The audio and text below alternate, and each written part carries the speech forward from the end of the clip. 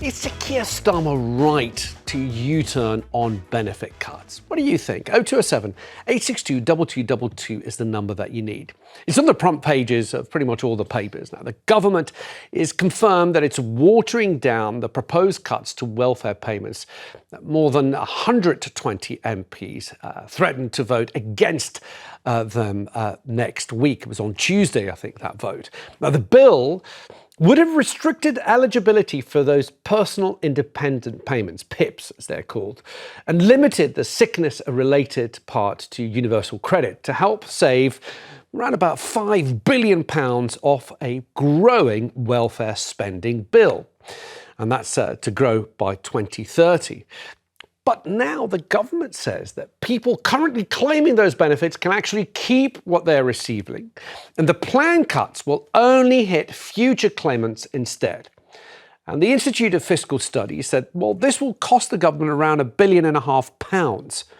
Now it's the third U-turn in a month after Starmer, of course, backtracked on the winter fuel payments and also his grooming gang's inquiry.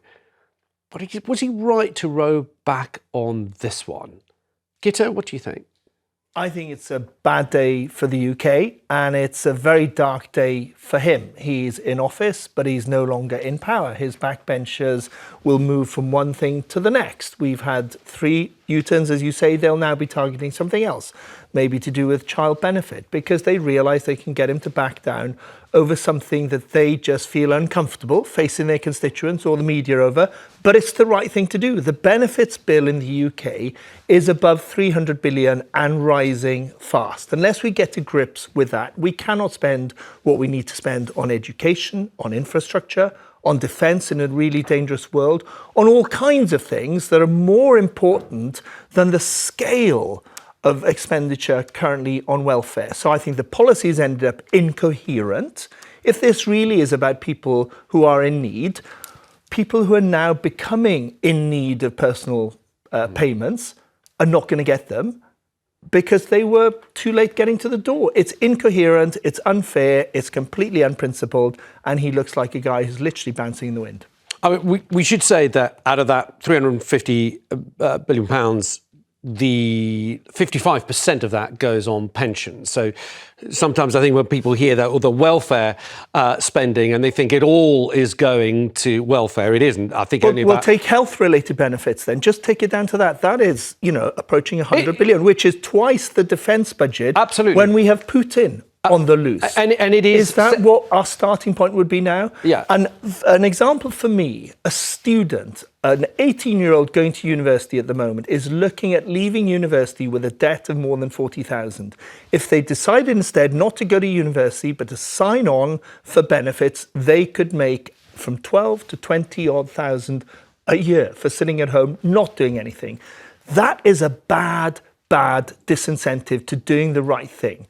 Why do we value people being allowed to sit at home doing nothing more than we value people going off to improve themselves and educate themselves? Okay, Gemma, he's U-turned on this. Are you happy to see him U-turn? Yes, because I think the policy, for my money, was wrong in the first place, because what you're not talking about here is the PIP and the reduction in support for carers and disabled people. You're talking about the most vulnerable in society. And I agree, obviously, we have to spend on defence as well. But later on, we've going to have a newspaper story about Jeff Bezos, who's got £177 billion getting married, and he's not paying any tax for sort of Amazon. So, there are other places to get money. And why is a left-wing government punching down? And the thing is also, when you've got 120 MPs who are this upset with the leader and with the administration, they are not listening. These technocrats are going about their day and they're not listening to their own MPs, who are the ones who are on the doorstep. And one was saying, you've got people who would vote perhaps Lib Dem, Green, Labour, and all this government seemed to want to do is appeal to reform voters who are already going to vote reform, and then they're putting off everybody else. And this is another example of that. So I'm glad he's rowed back. It does make him look stupid. And I do think the Labour Party now have got a problem, and that perhaps Keir Starmer won't be the leader at the next election. But isn't the problem, though, what Guto's just mentioned, which is He's rode back in order to avoid defeat on Tuesday, and we should say that some of the more prominent members who signed that letter, of the 120 people, like Meg Hillier, who's considered sort of one of the most she's not a rebel backbencher. She's very much lots part of them aren't. Of the establishment, saying that she will support the government's amendments. So it's clear that he's going to avoid defeat. However, what he has managed to create, as Guto said, is a system that is still unfair, because someone with the same disabilities who's on PIP today will carry on receiving their money. And in 2 years' time, someone with exactly the same disabilities will not get the same amount of money. How on earth is that fair? I know. Well, it isn't. It's pretty ludicrous. And again, it's all like low-hanging fruit that in the end doesn't actually create a lot of money. So personally, I think we need somebody with a really bold vision who actually can create money in I mean, like the NI. I think we both agree on this. The NI on businesses. Yeah, that was a disaster. Such a bad idea. Killed the economy. But on the point about that, if everyone who's in receipt of welfare benefits was, in a wheelchair, severely disabled and all that, I'd want them to have more money. But they're not. 2.8 million people at the moment are receiving benefits because they claim to be unable to do any form of work. I don't believe that's the case. That is 800,000 more than pre-pandemic. So a lot of these people are capable of work. They're just not incentivized. So better assessment, better criteria. Which is what they were trying to do with PIP. Let's just pause there and hear what people are saying at home. Jean's in Dorset. Jean, welcome to the show. Kick us off. What do you think? Are you glad to see him U-turn? Well, it's a bit pointless even suggesting these cuts in the first place. Right. Because I can tell you quite categorically, I am a former benefits advisor for probably the best-known national charity in the country. And I'm telling you that these politicians do not have a clue what they are doing. Keir Starmer is like little boy lost. He doesn't know what he's doing. The whole benefit system needs a total review from grassroots level. One of your panellists, I forget which, I beg your pardon, is quite right. There are so many people swinging the lead in this country and being rubber stamped without checks to claim these benefits. And they are better off staying at home, claiming every benefit that's going. And that is just not right. OK, so Jean, you're in a unique position to educate us, having been an assessor. So what's going wrong? What needs to change? The first thing I would do, and it's going to cost an awful lot of money, unfortunately, is to review the entire system to make sure that proper checks are done on those who are claiming. When you say proper checks, you mean they have to get... like the council tax, where they just do a drive pass and put you into a category. Right. Proper medical checks. Because those who are swinging the lead know how to work the system. Right. And they're being allowed to get away with it. So would that be having a medical note in all cases? Do they need to be assessed by a GP or someone who actually can sign them off, rather than it go to the way you fill out your form or the way you respond in an interview? I've filled out many a PIP form, many an AA form. And if you are trained and you know how to do it, you have a 100% success rate without the need for a medical. And that is in part where the system breaks down. OK. Jean, thank you. Thanks for kicking us off. We'll take more of your calls on this after the break. The government has rode back on plans to cut disability benefits for people who are currently claiming them. Let's go to Sheffield, where Joe is waiting to talk to us. Joe, welcome to the show. Are you glad to see him U-turn? Absolutely, yes, it's a positive step, but what kind of government in the first place decides to make decisions about people with disabilities whilst at the same time refusing to consult with disabilities? There's a huge misconception, and Guto clearly has it too, that receiving PIP is easy. It is not. You can't pop to your doctors and just go, oh, do you know, I feel a bit rubbish, and then a week later you're on PIP. And the comments about young people, it's really offensive. And even now with these changes, I still hope the bill doesn't go through. Jemma, as ever, is quite right. I've always voted Labour, but Starmer's cabinet are robotic, and the general public can see through the repetitive sound bites, and there are still really huge concerns, and people are not just swinging the lead, as that previous caller offensively said.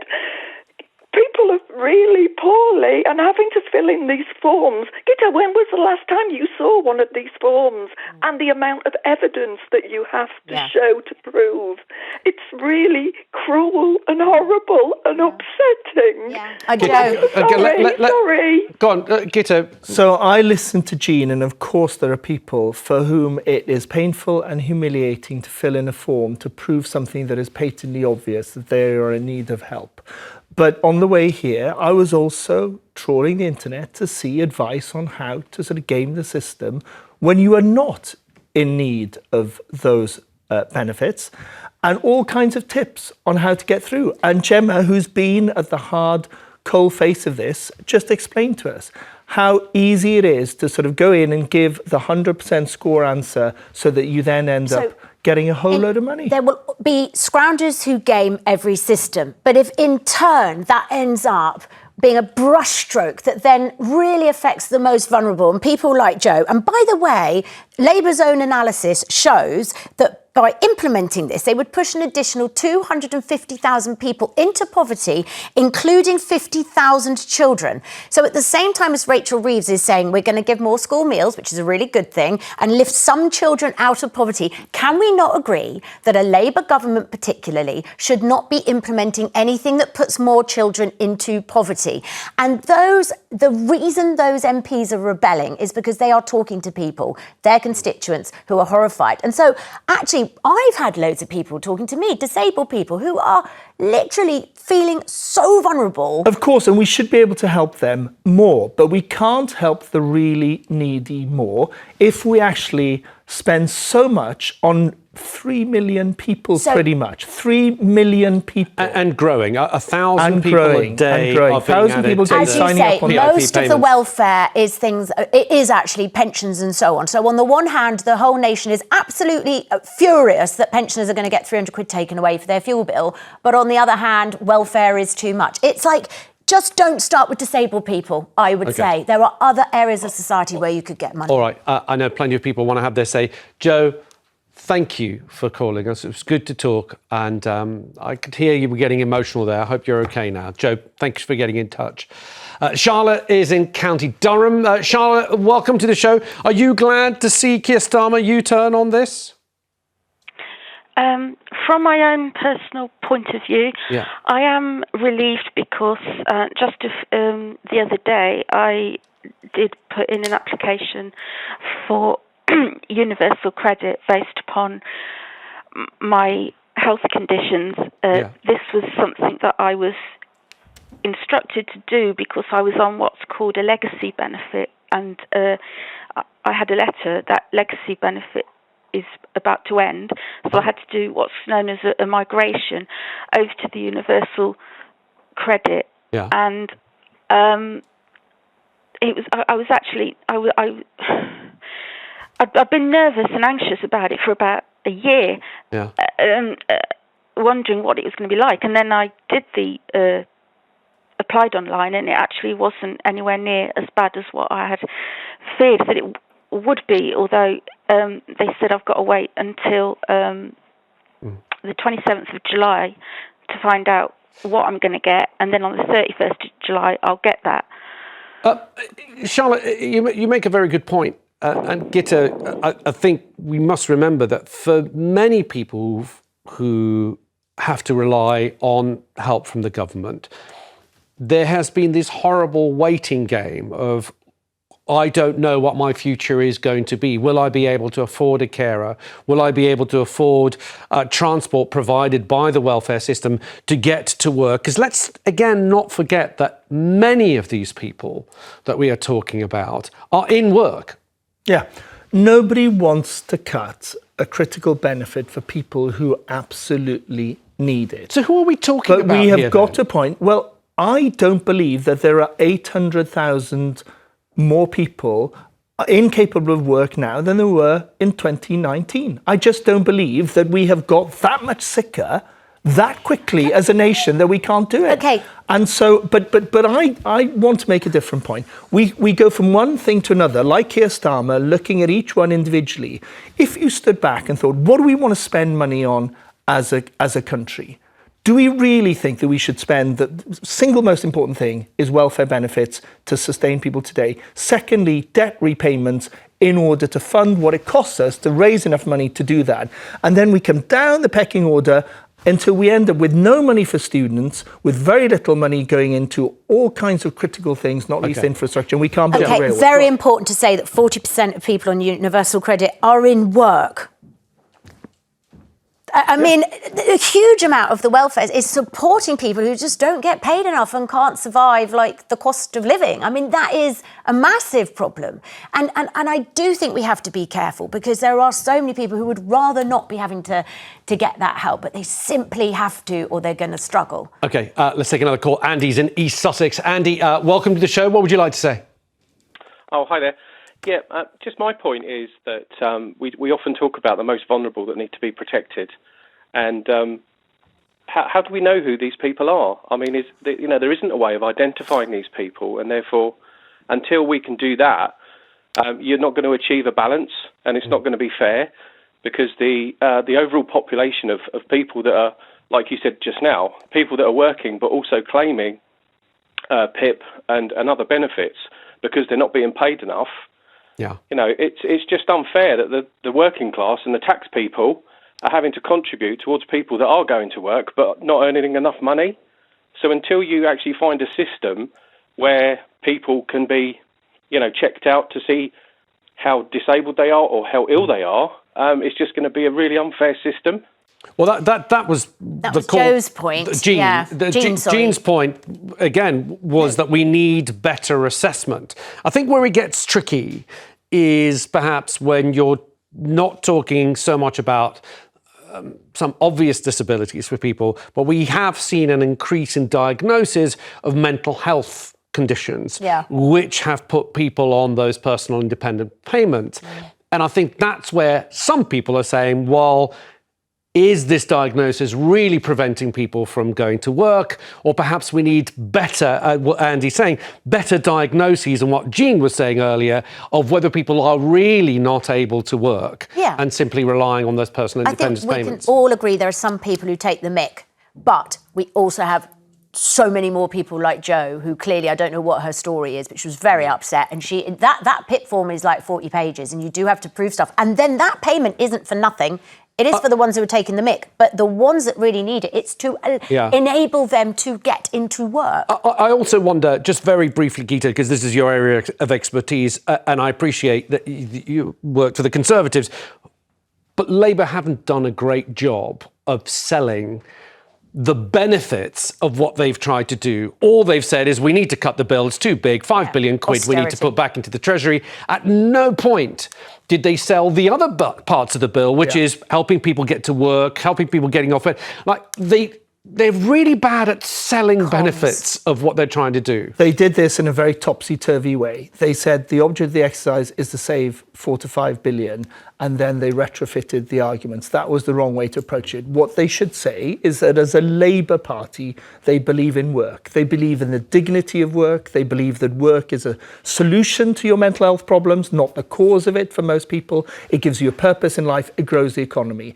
And in order to encourage that, you have to look at the disincentives to work, which include having sometimes the perverse situation that you're better off not working. That has got to be addressed. Had they done that as a moral mission in the first place, they'd probably been in a slightly better place. And they should have carried their backbenchers with them. They clearly didn't. So the party management is all over the shop. OK. Well, look, after the break, we're going to be taking more of your calls on this. Is Keir Starmer right to U-turn on benefit cuts? 0207 862 2222 is the number that you need. We'll see you very soon. The government's decided that existing disability benefits claimants can keep their benefits. Leslie is in West Glamorgan. Leslie, welcome to the show. Are you relieved to see Keir Starmer do another U-turn? Yes, I absolutely am. I mean, at the end of the day, I don't trust Keir Starmer one little bit. I mean, he's self-serving. What do you mean about self-serving? He's just so full of himself all the time, isn't he? Okay. I mean, he's going out to see Trump and everything else, but he doesn't care about people over here. I've just recently come off universal credit. Yeah. And I could just survive from 1 month to the next. I'm now on state pension. I'm £250 a month worse off. Right. I applied for pension credits, and I was blatantly turned down by the pension credits people to say that, no, you're not entitled to it. I've had to employ somebody to help me out with this. You're right. And now they're saying that I get assistance allowance. I've recently been diagnosed with COPD and emphysema. I have spinal issue.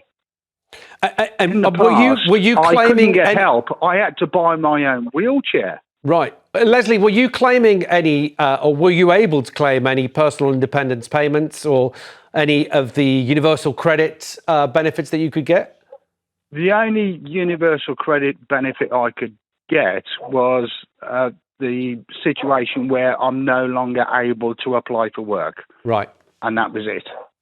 Okay. Leslie, thank you for your call. I mean, Leslie thinks Keir Starmer doesn't care about people in this country. The one thing I'll say is he does have to go and see people like Trump. He does have to go and sort of tackle the geopolitics that are happening at the moment that are very fragile. That's just like the Prime Minister's job. But what he should have is a team in place backing him up who are overseeing all this stuff so that when he comes back, he's not facing a rebellion and very, very unpopular policy. OK, Nicola is in Wolverhampton. Nicola, welcome to the show. Are you glad to see Keir Starmer do a U-turn on this? Well, yes and no. My son is 17, severely autistic and basically has the mind of a 5-year-old. Yeah. And he's just gone on to PIP. Horrendous, really. We had to fill all the paperwork out all again because it completely changes when they hit a certain age. Yeah. And outrageous, really, that we should even be asked to do it. I mean, he'll need care for the rest of his life. But I think the policy, the new policy, if I'm correct, did actually change the rules, or they were planning to change the rules, that once it's clear that your condition is not going to change or improve in the future, then they were not going to make people reapply every now and then in order to make sure that they were qualifying. So that was one of the changes. Yeah, but when we did PIP, when we did PIP, they made me fill out another big book again. I had to get consultant letters all again. Then they made me get him out of school. That would cause a meltdown, which it did because of his routines. They wanted him in the same room as me to do the telephone assessment. Outrageous. I said to the lady, OK, he can't talk, speak, read or write, so carry on. She went through half of the questions. She went, I'm going to stop there. I am so sorry and I am so embarrassed that I've had to ask you this. She went, this benefit is people like your son. My son won't ever wake up and be OK. Yeah. OK? He'll need constant care for the rest of his life. OK? And it's annoying when there are people out there who've got, I'm a bit depressed, or I've got this bipolar, or I've got it's outrageous. Well, look, Nicola, some of those conditions can be really debilitating for people, and they also need some help. But you said in the beginning that you were, when I asked you, are you glad to see a U-turn? You said yes and no. So what's the no part? No, because the no part is because conditions like my son shouldn't even be questioned. We shouldn't even be reassessed, questioned on it at all. Okay, well, maybe Nicola, that part of the changes is going to be maintained. I'm pretty sure that Hopefully. part will make it through the bill on Tuesday. It's the other amendments of people being able to hold on to the PIP payments if they're on them right now that is going to change. But Nicola, thank you for your call. Ian is in Worcestershire. Ian, welcome to the show. What would you like to say? Basically, I just heard that lady's comments, and to be honest, I sympathise with those sort of people totally. I mean, I think the welfare state is fantastic, and it's obviously there as a safety net for everyone, which is great. But obviously, the old welfare thing's got out of hand now, and really we've got to reform it because the amount of money going out on welfare is obviously too much. Okay, but Ian, a lot of it goes on pensions. 55% of it goes on pensions. No, can I just, we're living longer. No, sorry. I'm a retired financial advisor. I know pensions. Pensions are a benefit that people have paid in for 35 years. They've targeted for that, or they should have targeted for that. So don't bring pensions into it. But pensions are a benefit which are paid for. If you get disabled, or if you have unemployment benefit, that is long before retirement, and so that is a benefit that you haven't paid for. You just get, like child allowance is not something you've paid for, but you get. So pensions is a totally different thing. So don't bring pensions. But let me just say, I sympathise with people who have got a long-term health condition, which is a disability, disabled. They shouldn't be reassessed. But PIP, I found out recently that PIP, if someone gets given PIP when they're 59 or 60, and they said, right, you're going to get PIP for the rest of your life, when they get to retirement age, PIP is personal independence payment, is supposed to pay for them to live a good life or to be able to afford to live. Now, so that replaces income. So when they get to pension, the state pension is supposed to replace income. So they get the state pension as well. It's not means tested. So they get PIP right up to 66 or whatever their retirement age is. And then they get the state pension as well. And that isn't means tested. So PIP payments, people on PIP, when they come to retire, they're on far more income than the average pensioner. So why should they get more? Okay, they can't work. Well, pensioners, in the theory, can't work. I think, but they haven't been able to work as well. Ian, thank you. Really informative, and you've done your homework, which I always appreciate. Thank you all for your calls on this. Really fascinating.